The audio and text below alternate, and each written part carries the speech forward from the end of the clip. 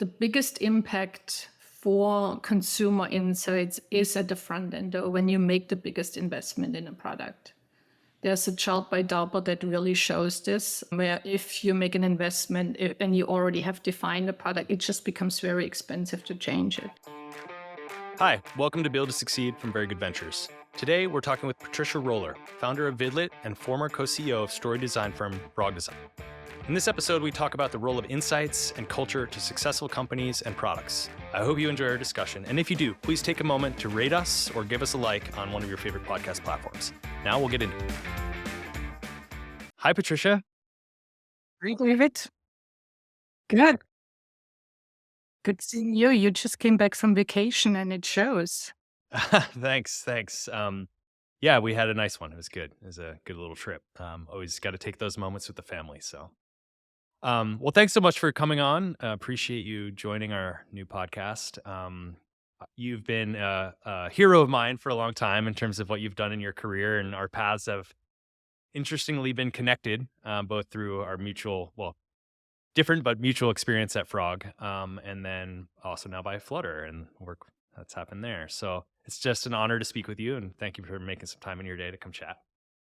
Same here. Thank you for having me. I'm always nervous about these things, but I saw the one episode that you posted on LinkedIn.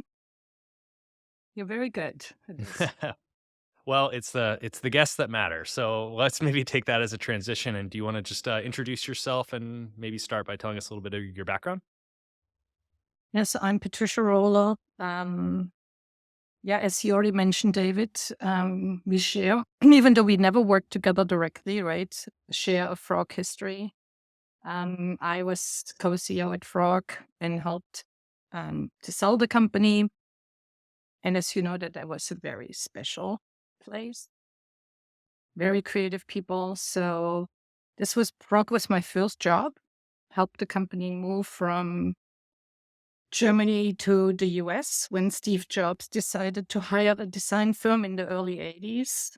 Then ran the company for about 20 years, sold the business, and then became something that probably everyone that has an exit at one point does. I became a startup investor with a group, enjoyed it very much. But then at age 55, I was like, okay, am I going to retire now for good? And I decided to start yet another company that does design research using video. And that's what I do today. And that's why we built a Flutter app. Another connection we have, right? Frog and Flutter, FNFs. And then you are Very Good Ventures and I'm Vidlet. So I think we hang out in the same letters of the alphabet. But yeah, so we built a mobile app and record people in their environment to inform better product decisions. Yeah, so that's Vidlet. And so can you maybe expand on Vidlet, what the company does and what a client would come to Vidlet for, and maybe also what led you to start Vidlet in the first place? So I'll start with the latter, with why I started Vidlet. So I fell in love with video as an investor first. The company was actually, or the platform was built by a guy named Kieran Farr, who's really an expert in video. And as most people probably don't know, video is a very, very hard medium to manage. We had the conversation earlier with your Aiden, right, when he set us up here. Still very difficult, but I was an investor in Vidcaster and just fell in love with video because you can express so much more when you see it. There is a saying that one frame of video says more than 3 pages of text. And so I thought that this would be great for us to record people, get their insights on the product experience, and then take those insights and make changes in innovation.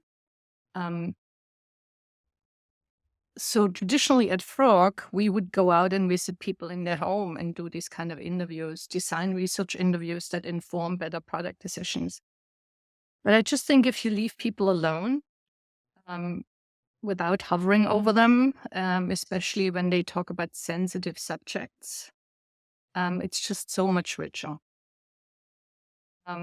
and also not just asking people what is an experience like. I think most of us are not trained to criticize a product experience, even though when you go throughout your day, you probably stumble so many times whenever you interact, especially with technology, right? But we are not trained to express that. We accept technology for what it is. And so that's why we are observing people and then see those pain points. Um, I'll give you an example. We did something with a ride sharing company that was probably already like 8 years ago, so like very early in Vidlet. And whenever, as users, we fall in love with a new business model and ride sharing was very new, we loved that. And we just loved that it exists. So when we asked people, how do you feel about ride sharing? They couldn't express any pain points because it just was so cool and so new. And I can call a car, and you live in New York, you know what it used to be like hailing down a cab, right? But we observed people while they were taking a ride, ordering a ride, and it was incredibly painful at the time. You might not even remember that, but you would often find yourself on the wrong side of the street. You couldn't really predict when the car actually arrives. So all these pain points that people would not express, but that you would absolutely see when they were recording themselves. Hmm. So that's what Vidlet does. Record, but you and I worked on something together on a retail app, right? And you probably remember that video. Hmm. Yeah, no, 100%. It's the extension of design research, right? Which Frog and companies like IDEO and other early innovators in the design, human, factors, human design space really helped to innovate. And building on focus groups, right? Which everyone, I think these days, I think is a good understanding of. There's a lot of groupthink that happens there. You're not going to get that insight. You've taken it a step further, which is I want to get that experience alone, right? Where I'm not pressured by the interviewer or having someone else there. And I guess that probably wouldn't have been too easy to do technology wise back when Frog started, or even when I was there. I don't think we had the tools or technology maybe to do some of those things back then. Well, I think, but that bridges what I do now with with Frog, because I did go to Frog first when I started Vidlet, because Frog in my mind was always breaking things with new technology. And as you know, now that you run your own company, making those changes is very hard because you have to invest in them. You have to decide, like, this is something my customers are moving in that direction. I need to do this. For example, my very first experience of Frog doing that was in the 80s when product design became more integrated with engineering. And so we as designers had to embrace engineering. Culturally, that is very, very different people. You know this in the software you develop, right? So we were one of the first design companies buying CAD systems. Big computers at the time that filled up a whole room, needed extra air conditioning. So that was a big change that not everyone always embraced. And if you look at Frog's history, that's what Frog always did. Like if something works really well, let's break it.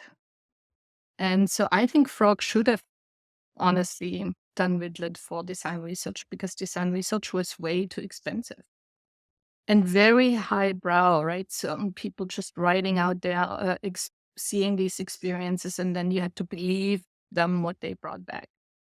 And I think we need to be much more transparent. And for me, doing design research with video is very democratic.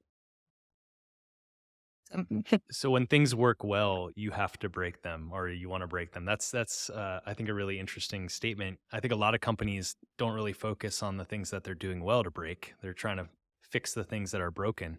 But I think that's an interesting perspective about how do you stay on the forefront, right? How do you continue to innovate and evolve as a company to get better and better insight and better data and better results?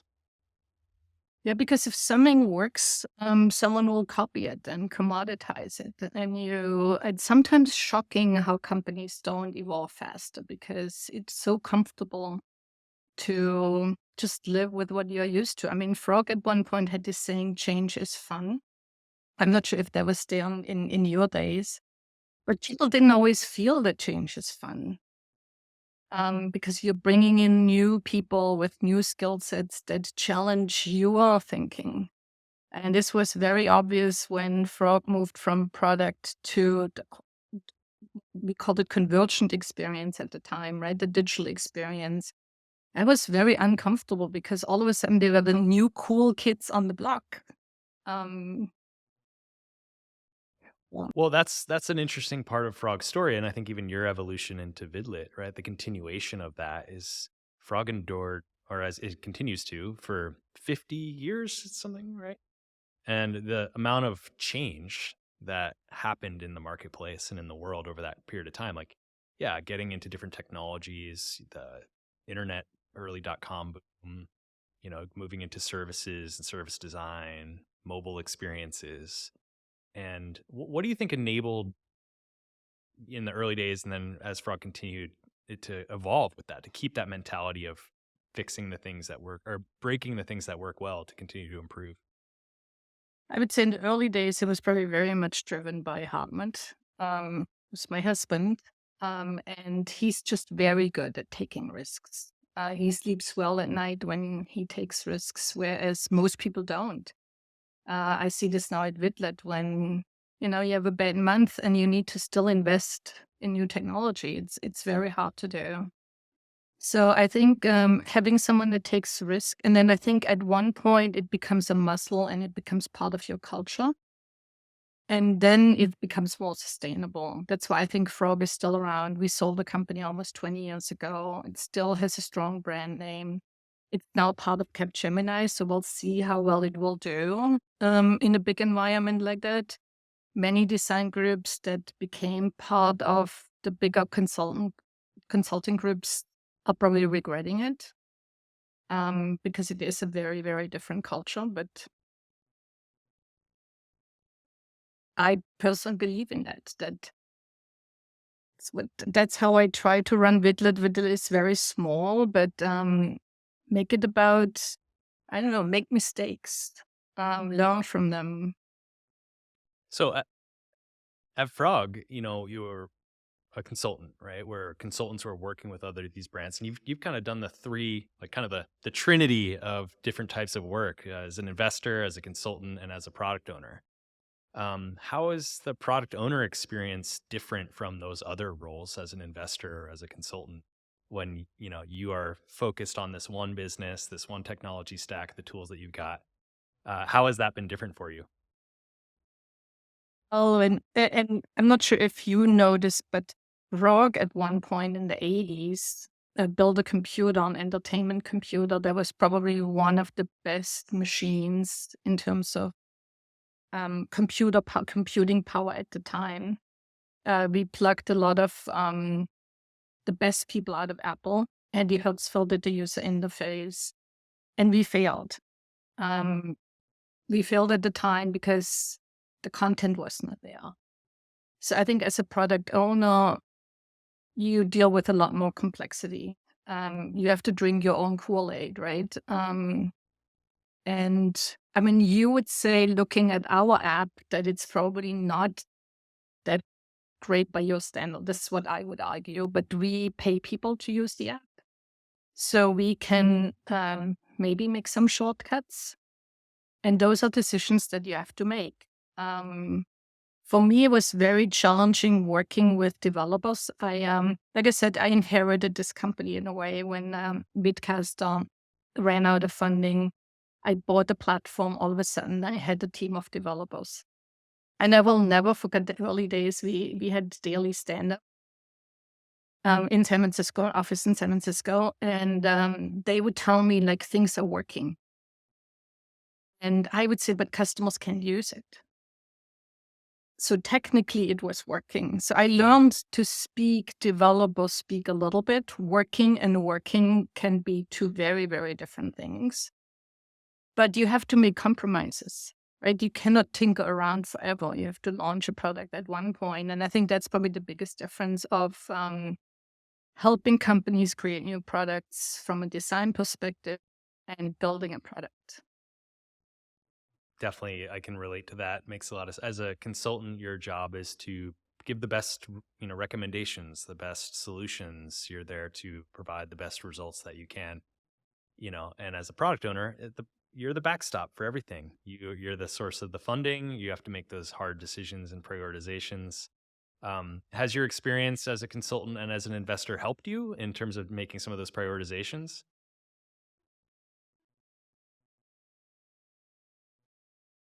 Well, as an investor, I learned that I really don't have decision power. Once you have made the investment, you have to trust the team that's building a product. And that's probably also the reason why I wanted to run a company again. But it has definitely helped me the way investors think about it and why ideally now I don't want to take a lot of money from an investor. With Costa had funding rounds. We did a small one early on because I think it's a responsibility when you take money in. But it did teach me that the most important thing when you have a company is you need to sell your product. Right? I mean, startups often focus a lot on what PR do I have? How many clicks do I have? How many likes do I have? And I think what I learned from the investors is none of that matters. At the end of the day, you need to make money. I totally agree. I used to tell, especially startup clients, that building it is the easy part. Everyone puts a lot of emphasis on what's the concept, what's our business idea, our MVP, are we building scalable technology? And there's a lot of emphasis on that. And it's the if you build it, they will come mentality. And I would always say, well, building is the easy part. You can pay me or any number of firms or hire people to build the thing. But if you can't sell it, if you can't get an audience, if you can't get a customer base and have people that are really enthusiastic about your product and want to use it, you don't have a business. And I think especially in the startup world, there's a lot of emphasis on the technology, cool new things that are happening. What is our product? And I think some companies spend a little bit too late in the game. They start thinking they too late to the game. They start thinking about how do we actually sell this, right? How do we actually market it and build a customer base that's really into this?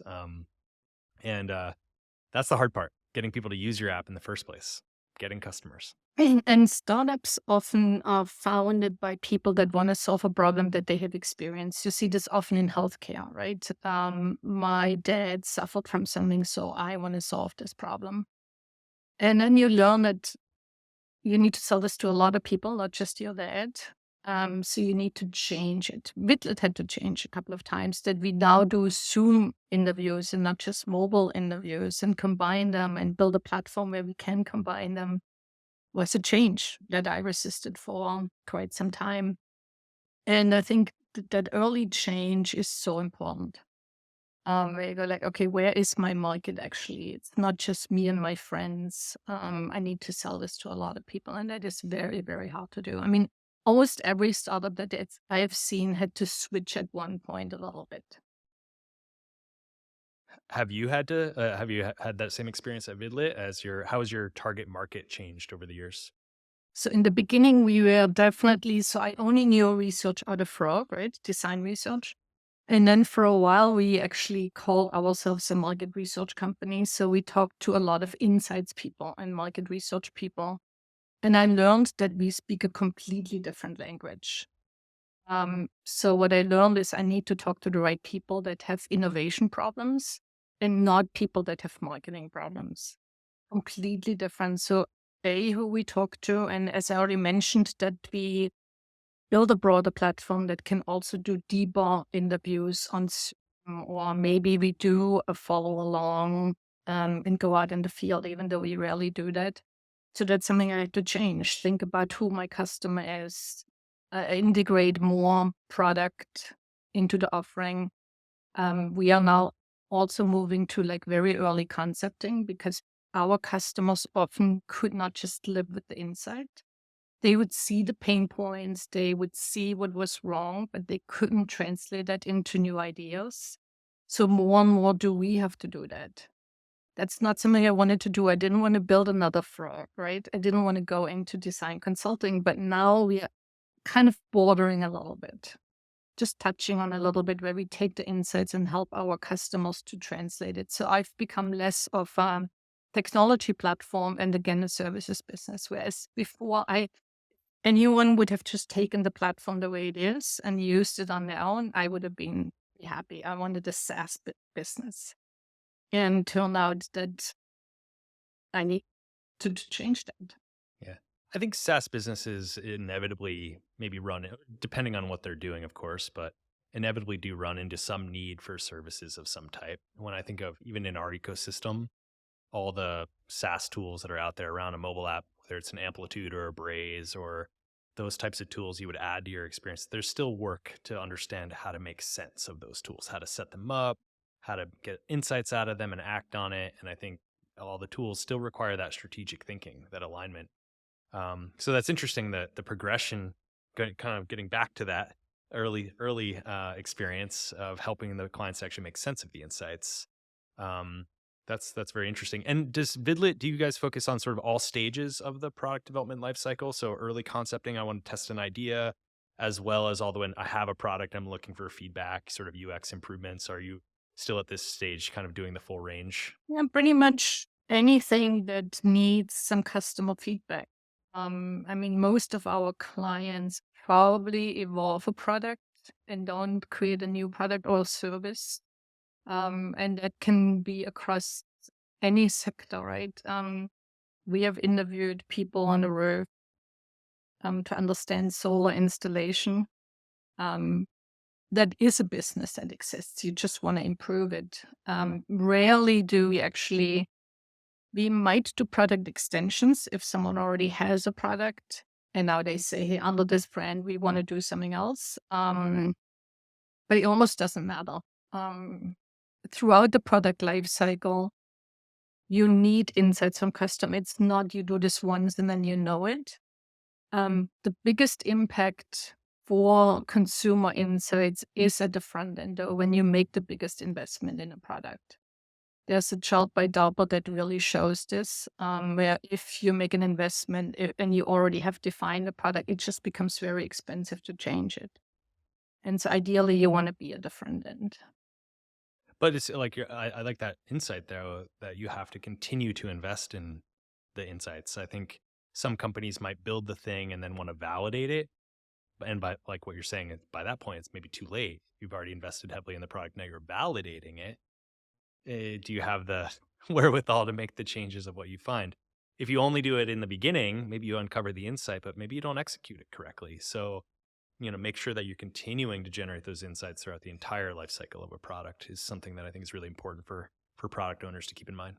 Yeah, this is why we moved a little bit into concepting early concepts so we can go back to our research participants and say, is this what you actually meant? Did we understand you correctly? And oftentimes it still changes at that phase because we interpreted it one way. So in my mind, it's around the product life cycle.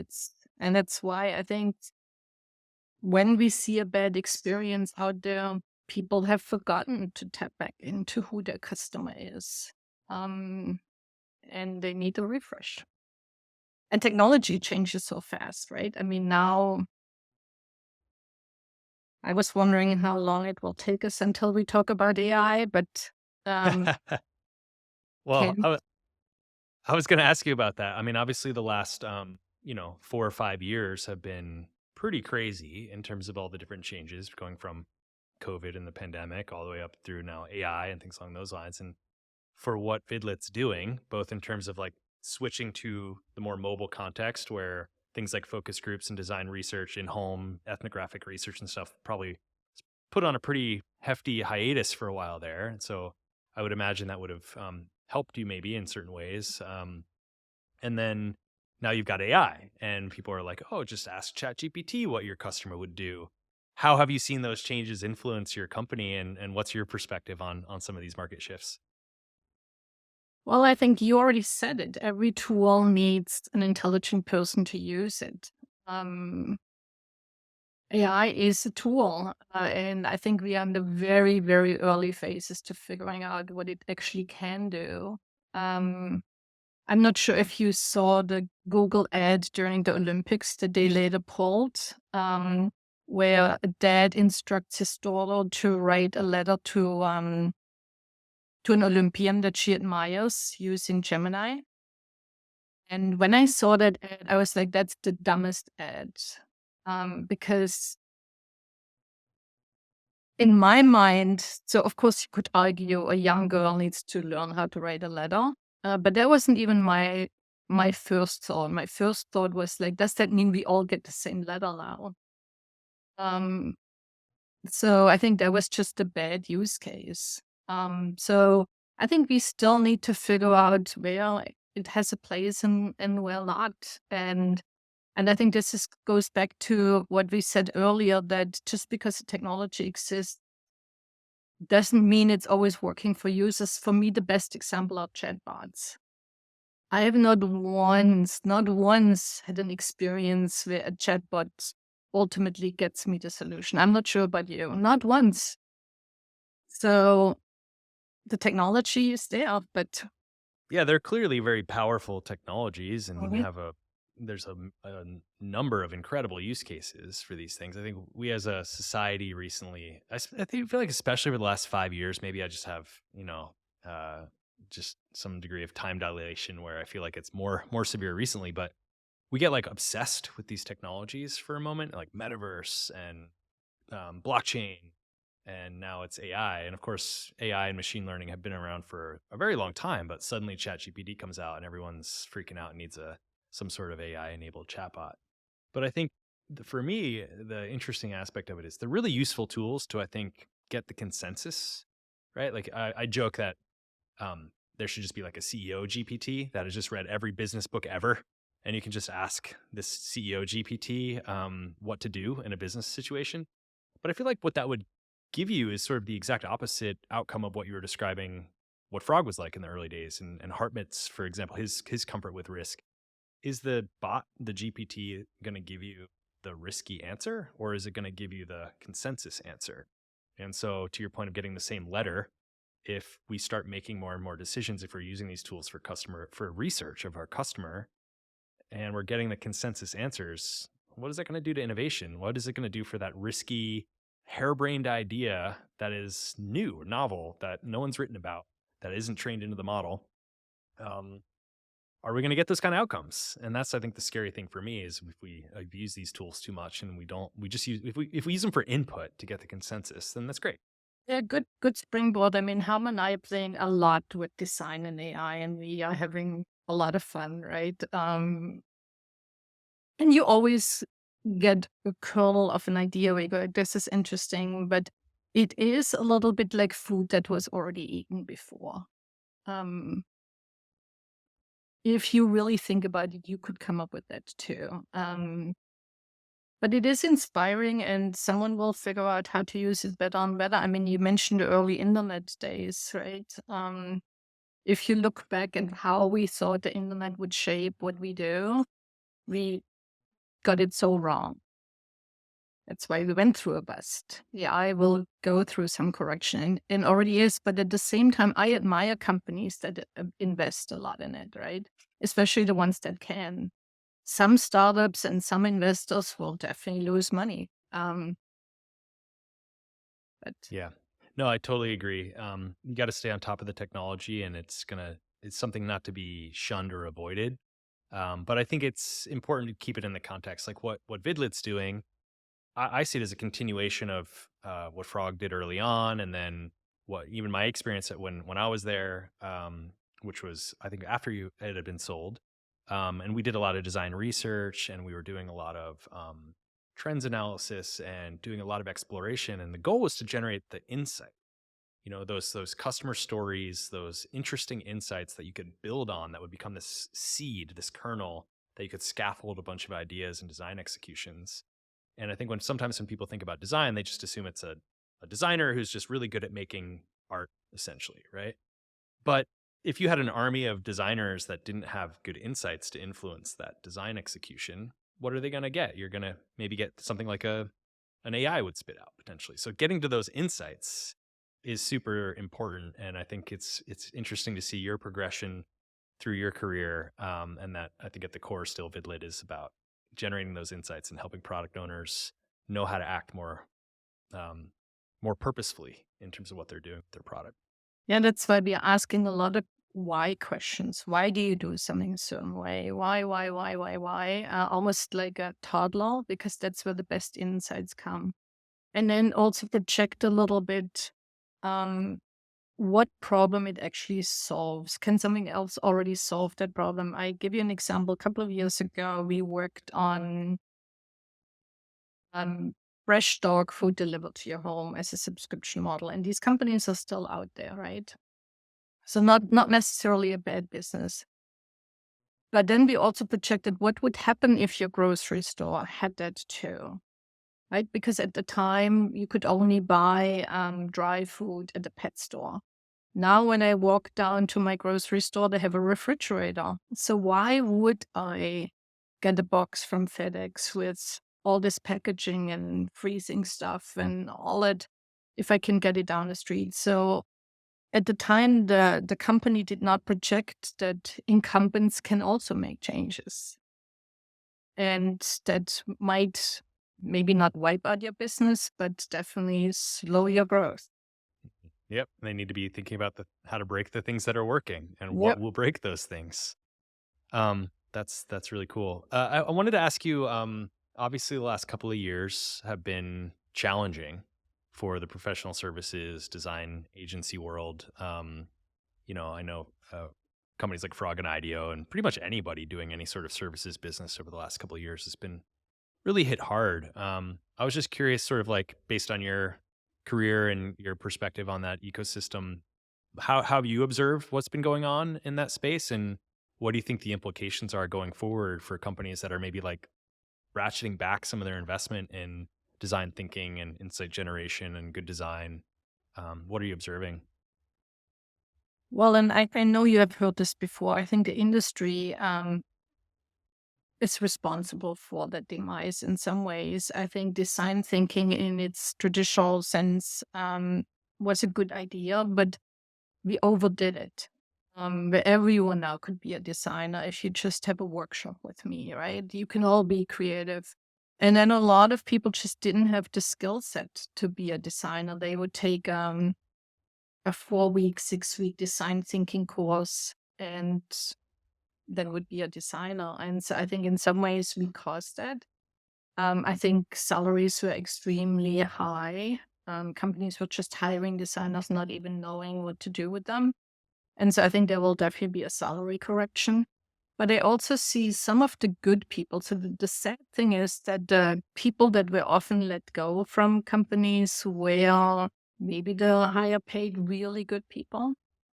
And I'm convinced that they'll figure out something new. I'm already talking to a couple that have like left Microsoft, left Google, left Frog, and are figuring out what the industry needs next.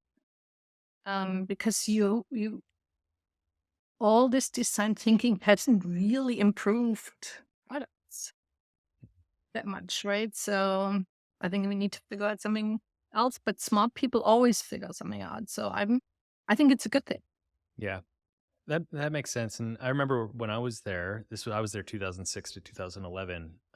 Especially in the early part of my time there, a lot of what we were doing was convincing people or explaining about design thinking, about human-centered design, about why design matters. And another factor I think of like being too successful was, I think, like, we're right. There's a lot of value to the design process and design thinking, and that design does matter. And you see more and more companies embracing that, right? Like I think tools like mobile apps and things where user experience really shined. Like people know if you want to be serious and build a high performing product, that's especially consumer products.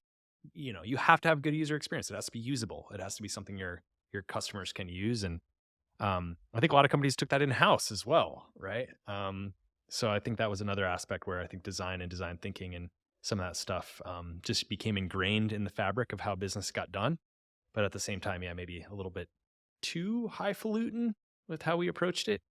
Um, but you're right. There's so many good people. There's so much good talent. We at VGV have been um, beneficiaries of some of the contractions of some of the other firms because we've been able to attract some really great talent. And I think there are a lot of really amazing people out there who, you're right, they're going to find something because they're really smart, creative, interesting people. And they're going to find a way to be successful and make an impact.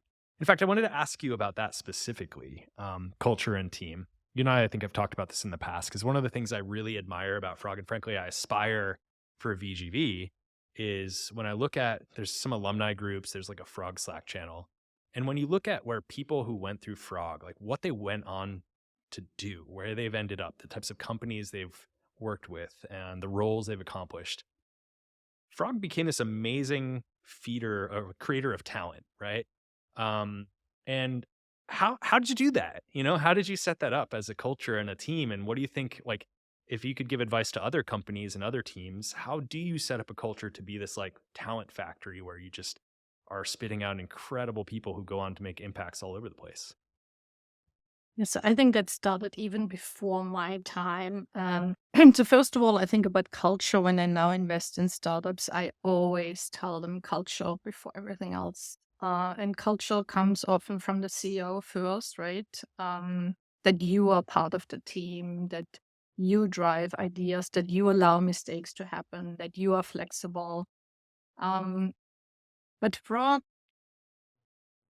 And this was, as I said, before I joined, did something that at the time was absolutely revolutionary. And I was buying all the back pages of major design magazines. And people always said, why ads on design magazines? Like, you cannot get customers that way. But the goal was not to necessarily get customers. The goal was to tell designers, this matters. You matter. We want you to come to us. So it had this certain attitude. Now you can do everything on TikTok much Mm. faster and whatever. But back then, that costs money. Invest in who we want to hire, um, and then pay people well. Designers, compared to today, were not paid that well. And demanding that from a customer. And I think once you do that consistently, it's like a muscle that's ingrained, and then everyone behaves that way, and everyone walks a little bit taller. And I think that matters.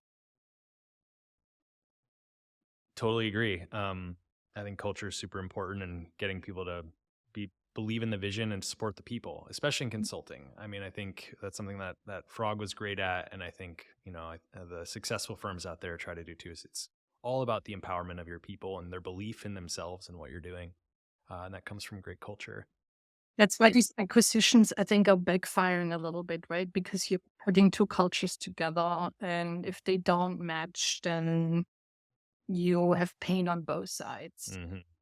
Yeah, totally. I think there's a number of examples we can point to in those situations, at least from people that I know in various companies of where those don't work. But I mean, that's also one of the hard things about our modern world that's tricky too is, as founders, as companies, you want to grow, you want to be successful.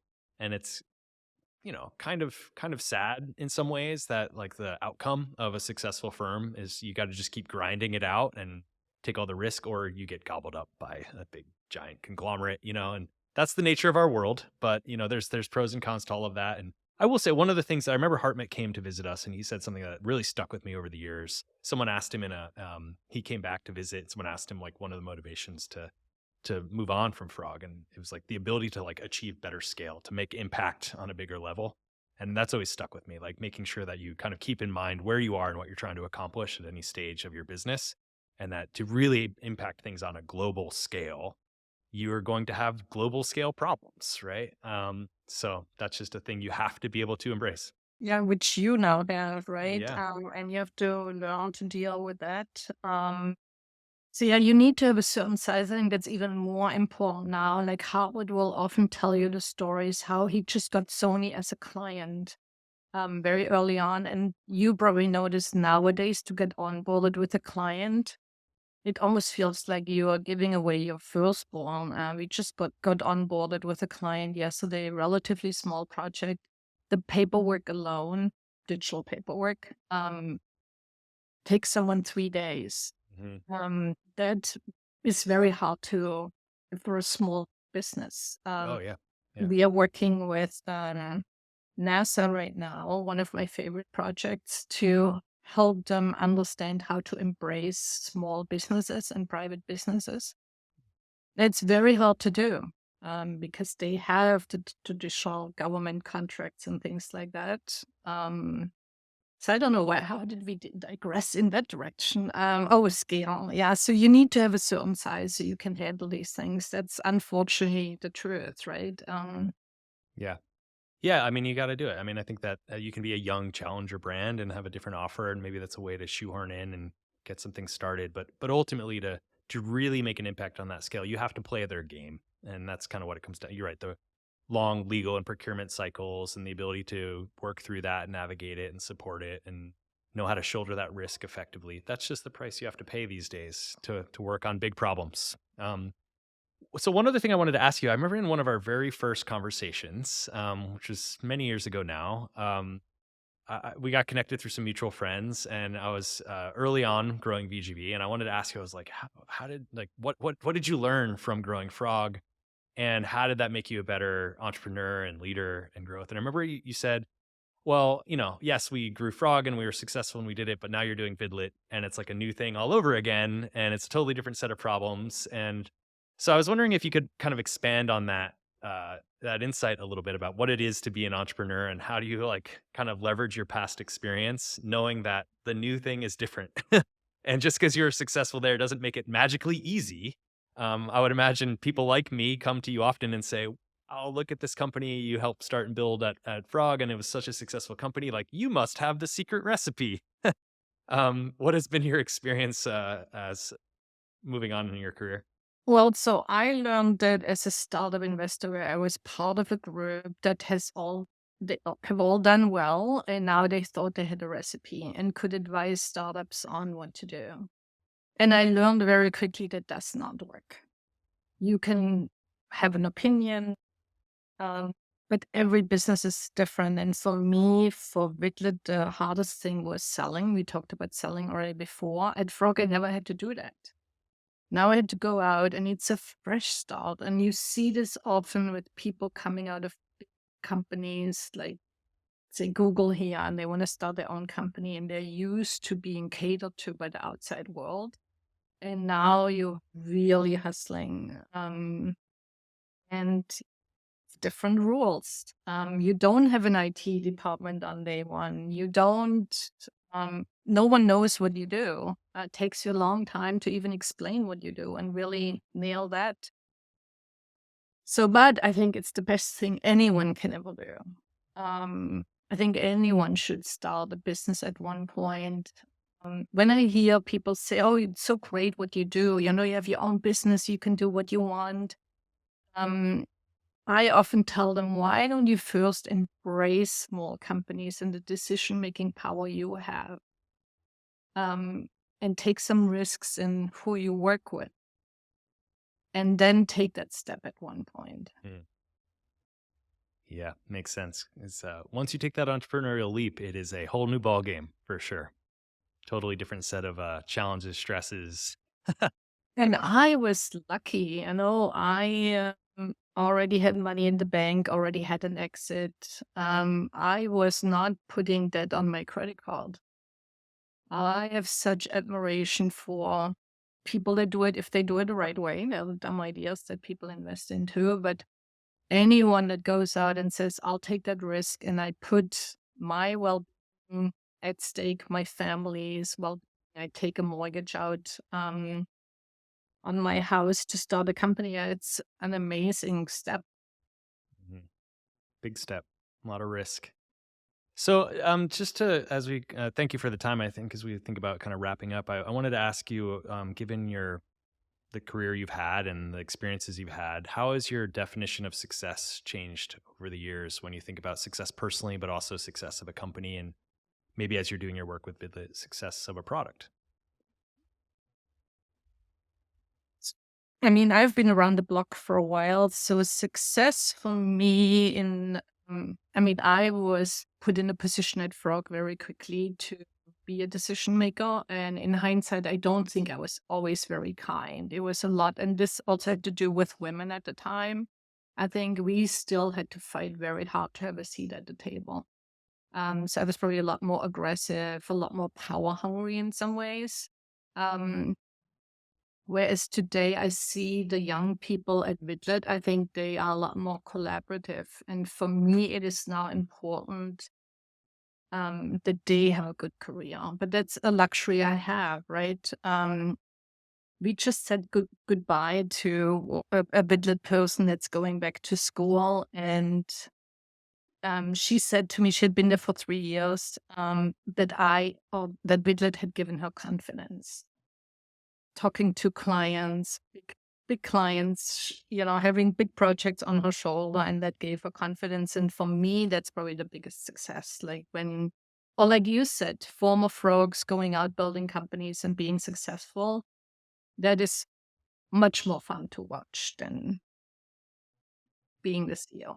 And potentially far more impactful, because that's where the exponential impact comes. People come through companies, they're a step in their career, even people that are there for 10 years or more, it's not the only thing they spend their life on. And so thinking about how do you empower those people to move on and take what they've learned and take that positive experience and influence. And even if the company continues on, those people maybe become customers one day or clients, by moving on. I mean, So there's some companies that do that very well, right? But that's why I would recommend everyone. This is something I didn't do at Frog. Network, network, network. And not only when you need something from someone, but also when they need something from you. My godson just graduated from college, and I said to him, like, go out, network. You know already a lot of people. It will be very important for your career. So I think that's different. Nowadays we can use LinkedIn, right? And all these things. it's But still a rare skill though, I think. And these days we're so inundated with spam, and people are reaching out, like, all this outbound automation tools and stuff like that. But I think establishing and just maintaining relationships for the sake of just maintaining a relationship, relationship. not having an agenda, just to stay in touch, even people that you only just casually, lightly know, just to check in and see how they're doing.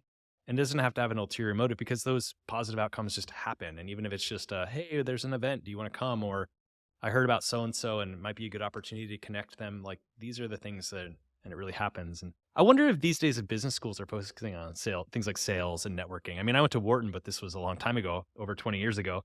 There was no sales 101 or networking 101. You had marketing, finance, accounting.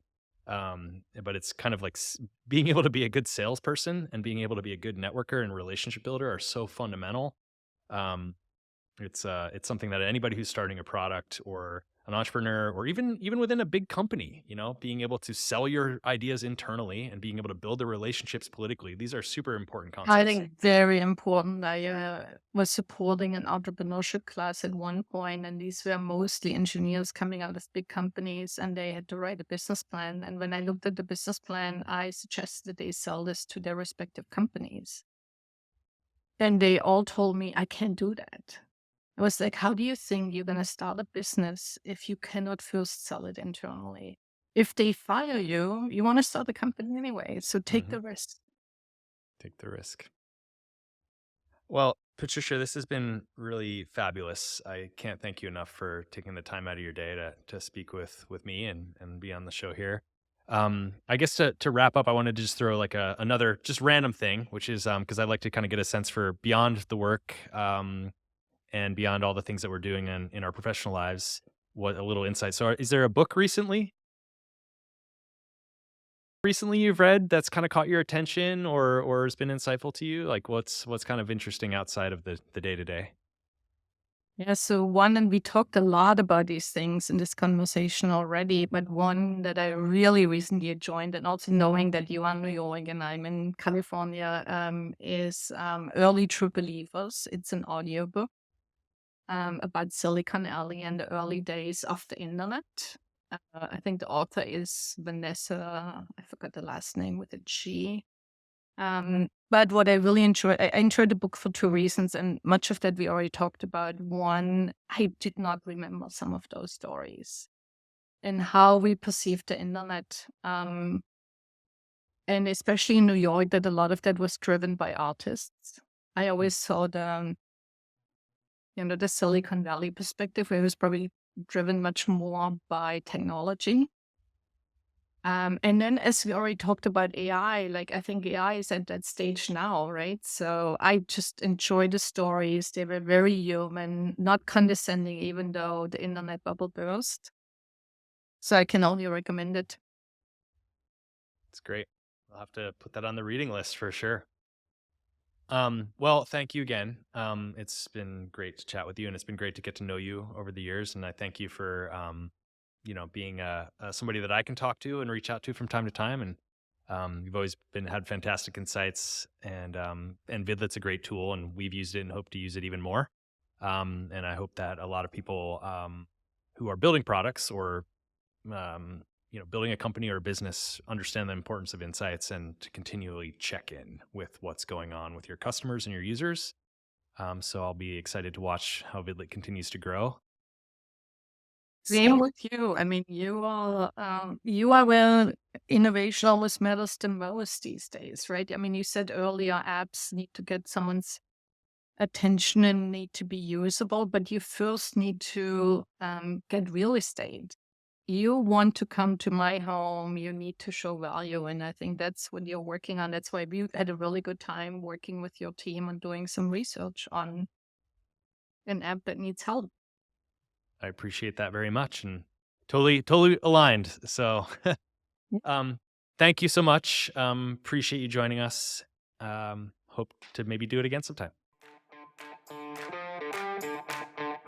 Thank you for joining us on Build to Succeed, a Very Good Ventures podcast. We hope you enjoyed exploring the insights and experiences of leaders who have mastered the art of building successful tech products. Please feel free to leave us a review wherever you listen to the podcast, and don't forget to subscribe to us for more episodes.